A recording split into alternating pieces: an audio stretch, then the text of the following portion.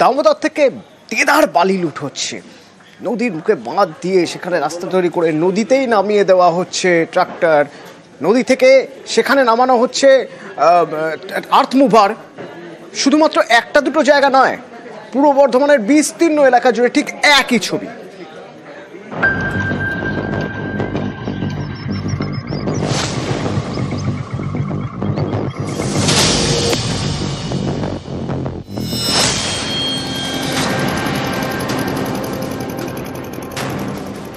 দামোদর থেকে দেদার বালি লুট, দিনভর নৌকা করে বালি তুলে পাচার।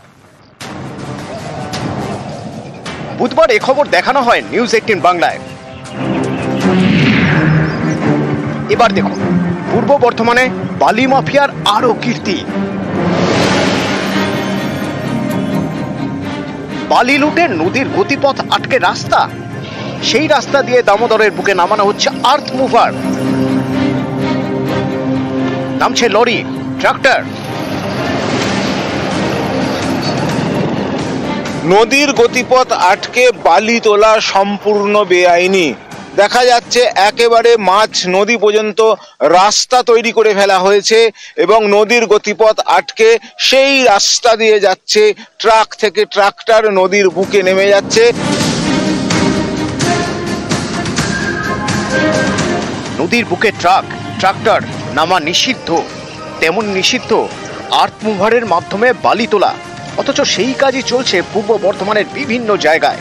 ট্রাক্টর কিংবা লরি চলাচলের জন্য দামোদরের মধ্যে বাঁধ দিয়ে বানানো হচ্ছে রাস্তা। এভাবে বালি পাচারের জন্য বদলে যাচ্ছে দামোদরের গতিপথ। মানে বালি অবৈধভাবে বা ইলিগাল ভাবে যে বালি খাদনগুলো কাটা হচ্ছে, তার থেকে মানে ট্রাক্টর, লরি, প্রকৃতি মানে গাড়ি একদম খাদনে নেমে যাচ্ছে একদম রাস্তা দিয়ে সোজা। সেখান থেকে মানে নদীর ক্ষতি হচ্ছে। রায়না, মেমারি, জামালপুর, গলসি, খণ্ডঘোষ সর্বত্র চলছে বালি লুটের এই বেআইনি কারবার। এর জেরে ভাঙনের ভয় নদী পাড়ের বাসিন্দাদের। আগামী দিনে এখানে যে যাদের একদম পারে যাদের বাড়িগুলো রয়েছে, সেই বাড়িগুলো আগামী দিনে ক্ষতিগ্রস্ত হবে। অবৈধ বালি খাদান, নদীর বুকে রাস্তা বানিয়ে দামোদরের গতিপথ বদল, পরিবেশের ক্ষতি, সরকারের রাজস্ব ক্ষতি। পূর্ব বর্ধমান জেলায় বালিঘাট, অবৈধ বালিঘাটের মানে সেরকম নমুনা নেই বললেই চলে। যদিও কেউ লুকিয়ে চুরিয়ে দু একটা কেউ করে ফেলে, সঙ্গে সঙ্গে অ্যাকশন নেওয়া হয়েছে। বর্তমান মানে জিরো টলারেন্সের মধ্যেই রয়েছে পূর্ব বর্ধমানের বালিঘাট। ক্যামেরায় সন্দীপ পালের সঙ্গে শরদিন্দু ঘোষ, নিউজ 18 বাংলা।